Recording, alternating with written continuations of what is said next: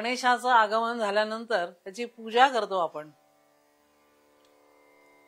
आगमन, आवाहन, अनेक प्रकारच्या पूजेचे प्रकार आहेत आपल्याकडे. साधारण पंचामृती पूजा ही केली जाते आणि प्रत्येकाच्या घरोघर गणपती येत असतो. आणि जे गुरुजी येत असतात, हल्ली सगळीकडे गुरुजी येत नसले तर मग रेकॉर्डेड पूजा सांगितली जाते. रेकॉर्ड आपल्याकडे उपलब्ध आहे किंवा पुस्तकं उपलब्ध आहेत, पुस्तकावरनं वाचून केली जाते. कारण सगळं काही आपल्याला पाठ नसतं, त्यामुळे ज्या पद्धतीने आपण करणार असतो आणि बाकी काहीही नसलं तरी मनापासून आपण गणपतीला हात जोडले, नमस्कार केला, त्याचं नाव घेतलं तरी सुद्धा त्याच्यापर्यंत ते पोहोचतं.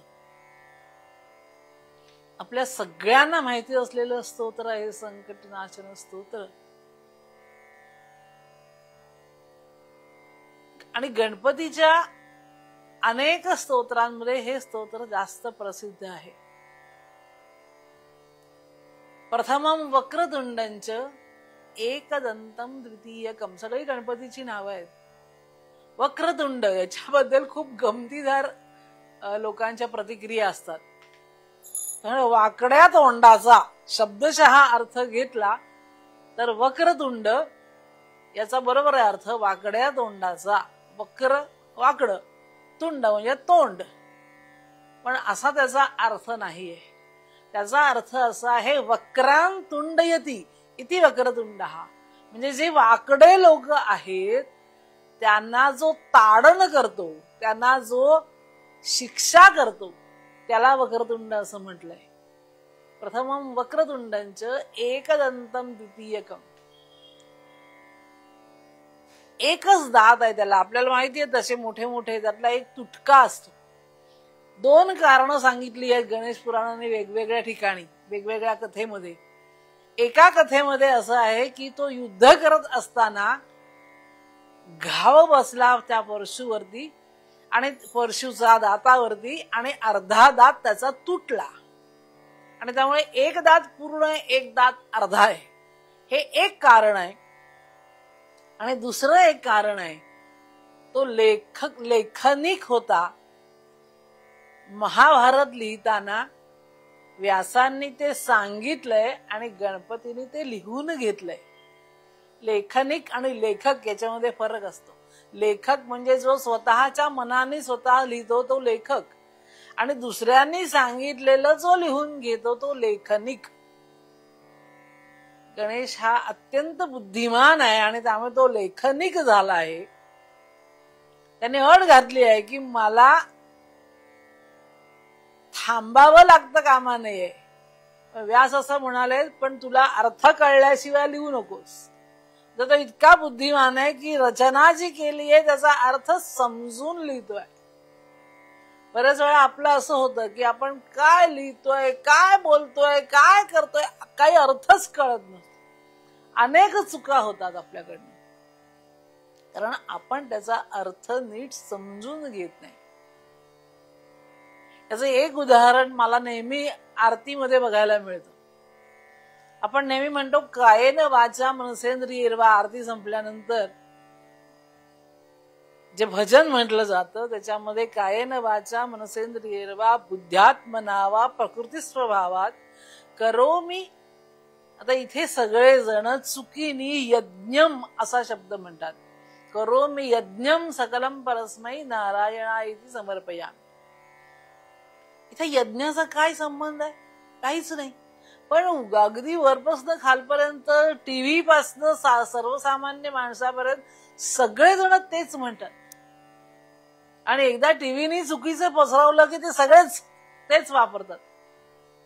या ठिकाणी शब्द असा आहे, काया वाचा मन इंद्रिय बुद्धी या सगळ्यांनी मी जे जे करतो, करो मी यद यद. यद यद म्हणजे जे जे, ते सगळंच्या सगळं मी परमेश्वराला अर्पण करतो. इथे यज्ञाचा काहीच संबंध नाहीये. पण अर्थ न कळल्यामुळे आम्ही चुकीचं म्हणत जातो आणि तसंच चुकीचं करत राहतो. आरती म्हणताना कितीतरी शब्द चुकीचे म्हटले जातात. स्तोत्र म्हणताना कितीतरी शब्द चुकीचे म्हटले जातात. याचं कारण आपण अर्थ नीट समजून घेत नाही आणि त्यामुळे चुकीचं म्हणतो. चुकीचं म्हटलं की अर्थातच त्याचा परिणामही चुकीचा होणार. त्यामुळे आपण जे बोलतो, आपण जे म्हणतो, त्या प्रत्येक गोष्टीचा अर्थ नीट समजून घेतला पाहिजे. बुद्धीचा देव आहे त्याची प्रार्थना करताना इतक्या चुका, तर मग बाकीचं काय होईल? प्रत्येक गोष्टीमध्ये या अशा चुका आपल्या चुकून होत असतील, मुद्दाम करत नाही पण ते होतात, ते लक्षात येत नाही आपल्या. पण ह्या दैवताचं बुद्धीचं वरदान त्याला आहे आणि त्याच्यामुळे आणि त्यांचं एक अशी कथा आहे की तो लिहित होता, लिहिता लिहिता लेखणी थांबली, लेखणी मिळेना त्याला चटकन, तर त्यांनी दात अर्धा तोडून घेतला आणि तो शाईमध्ये बुडवून त्याची लेखणी करून त्यांनी लिहायला घेतला. म्हणा असा कसा? दोन्हीपैकी कोणताही, म्हणजे तो नक्की तुटला कशामुळे?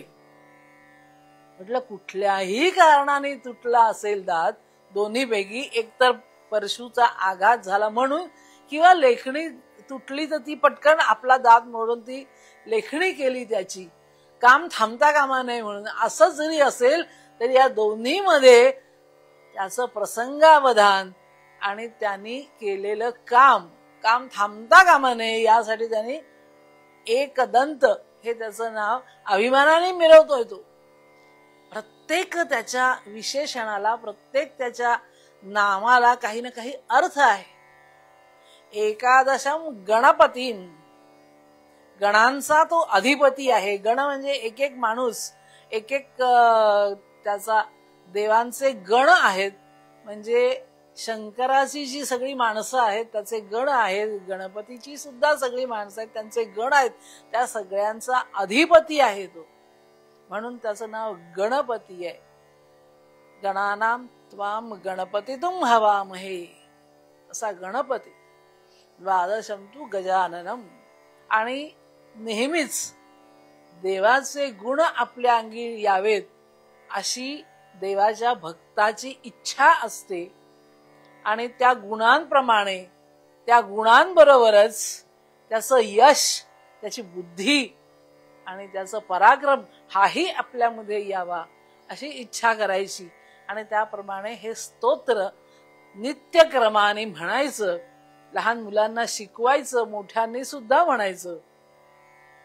असं केलं तर नक्कीच गणपतीचे गुण आपल्यामध्ये येतील आणि तो जसा विशेषत्वानं नायक झालाय तसे नायकत्वाचे गुणही आपल्यामध्ये येतील अशी आपण आशा करू आणि हे स्तोत्र वारंवार म्हणायचा प्रयत्न करू. नमस्कार.